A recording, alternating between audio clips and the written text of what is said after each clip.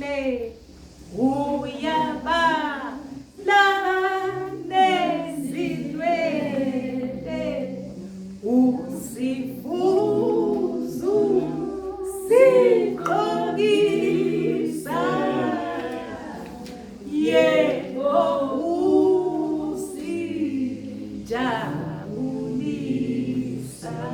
uJesu Kristu inkosi ni 115 uJesu Kristu inkosi ungubaba onobubele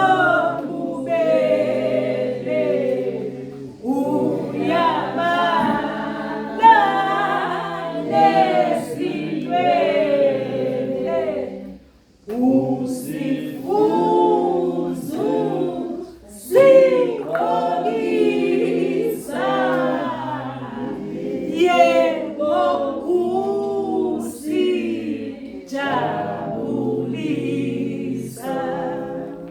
uJesu Kristu uyinkosi. Bengithi angizofakaza abazalwane, bengithi angithethe nabazalwane abanye. Kodwa manje hayi ngiyabona ukuthi ngathi abekho kanti nami khona engambonga ngakho uNkulunkulu. Ngiyambingelela kubaba uJali, obaba uMabaso, ubaba uShelembe, omama bonke abazalwane abasha egameni leNkosi yethu uJesu umphathi wohlelo. Siyambonga uNkulunkulu buyazwakala ubufakazi.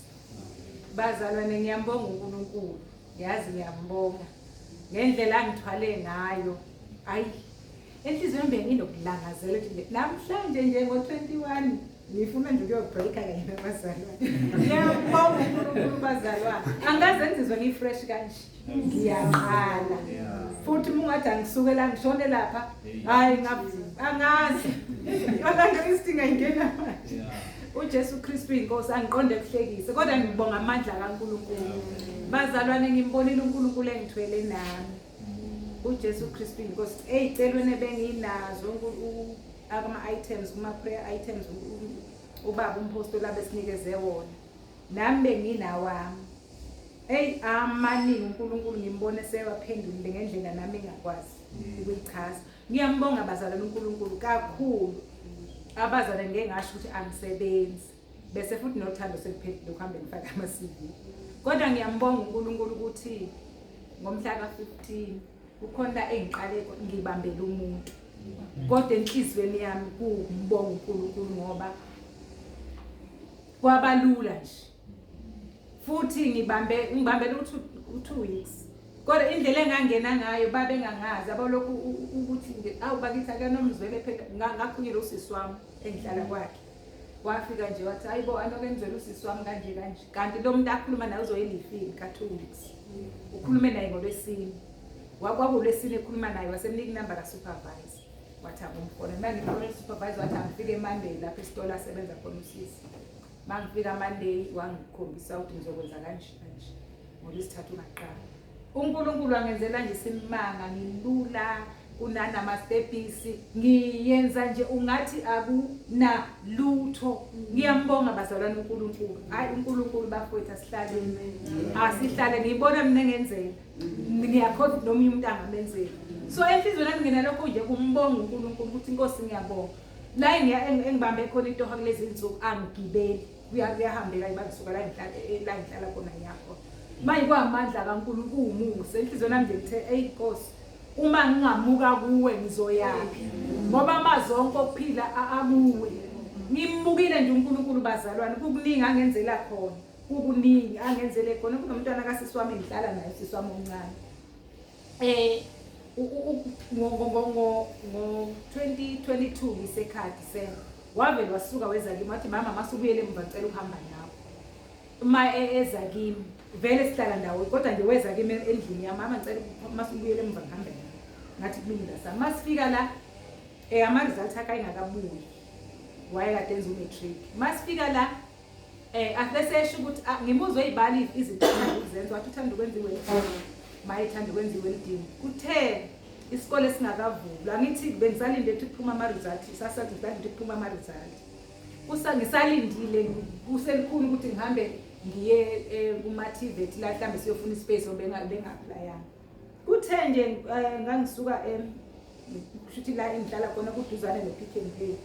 mangisuka ngiye Pick n Pay ngiyothenga isinkwa bese ngibona imoto khona imoto yayinje duze kwase duze no-Nedbank ATM ngiyibona le moto le ibhalwe ama-subject lawa ahlale ekhuluma ngawo lo mntwana athi uthanda lawa nalawa la bese ngivele ngimqonda lo mfana wayishaya imoto ithi ngicela ngiphe inamba yakhe avela nginikeze uma ngifike endlini bese ngiyafona ngimtshele nawe ndodakazi hawu ngibona kanje mangifona bathi i-closing date kusasa into yalastiyele bathi i-closing date kusasa wena hamba woze uzoregister bese ngicela ama-directions banginike nakhona futhi kuyi-distance yehambe kayo sisuke same time sihambe naye lo mntwana sesikoleni masifika esikoleni basinikeze okay senza kanje sifunda kanje sikhokha kanje bethi into enifanele iyenzeni hambani nikhokhe manje kwakulesibili hambani nikhokhe manje i-closing date vele kusasa i-closing date kwakulosibili fanele thina sikhokhe namhlanje submithe i-receipt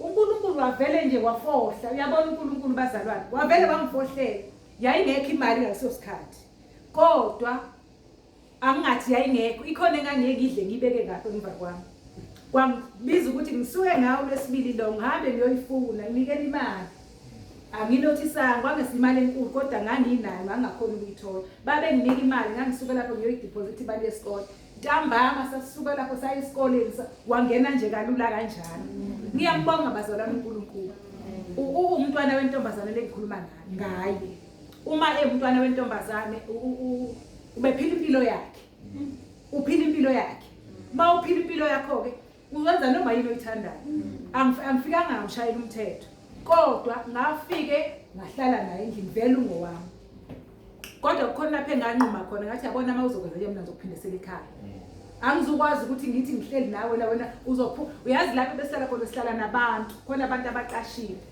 uzophuma yena ayobhema phandle abuye ezohlala nami la ngisemkhulekweni ngiyakhuleka umuntu ukugwayela ngathi ke njengamanje mawusufuna ukuyela ekhaya wangenzela umusa uNkulunkulu cha lapho wagcine ephumileke kwayena ngiyambonga bazalwane uNkulunkulu ukuthi kwamandla kaNkulunkulu uNkulunkulu oshintsha isimilo somuntu kodwa kube bekuyangami bezohlala la ngayikhaya ngamaholide kodwa nasekhaya bemdinga uhambile ke wayikhaya ngiyambonga bazalwane uNkulunkulu kakhulu uNkulunkulu nje onjalo uJesu Kristu inkosi